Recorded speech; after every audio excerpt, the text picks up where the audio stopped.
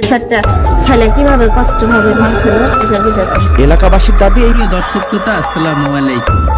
দেশে এবং প্রবাসে, দূরে এবং কাছে যে যেখান থেকে আজকের এই ভিডিওগুলো দেখার জন্য প্লে করেছেন, সবাইকে আন্তরিক শুভেচ্ছা, অভিনন্দন। দর্শক শ্রোতা, হয়তো আপনারা ভুলে গেছেন সেই বকুলের কথা, যাকে মানবতার ফেরিওয়ালা বলা হয়েছিল এবং মানবতা ফেরিওয়ালার উপর দেওয়া হয়েছিল, এমন কিছু কাজ করেছিল যার জন্য সে মানবতার ফেরিওয়ালা হয়েছিল। সেই বকুল যে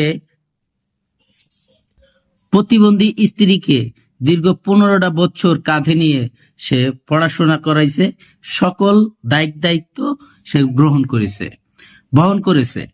কিন্তু চাঞ্চল্য করে এমন কিছু তথ্য বের হয়ে আসলো সেই বকুলের নামে।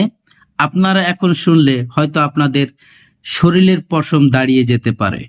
যেমন বলেছে তার বড় ছেলে, তেমনটি বলেছে তার মেজো ছেলে, তেমনটি বলেছে তার ছোট ছেলে এবং তারই স্ত্রী, যে কিনা বড় স্ত্রী। প্রিয় দর্শক, এই বকুলের বড় ছেলে এবং তার স্ত্রীরা জানতো যে সে মারা গেছে। তার গ্রামের সমস্ত লোক জানতো সে মারা গেছে।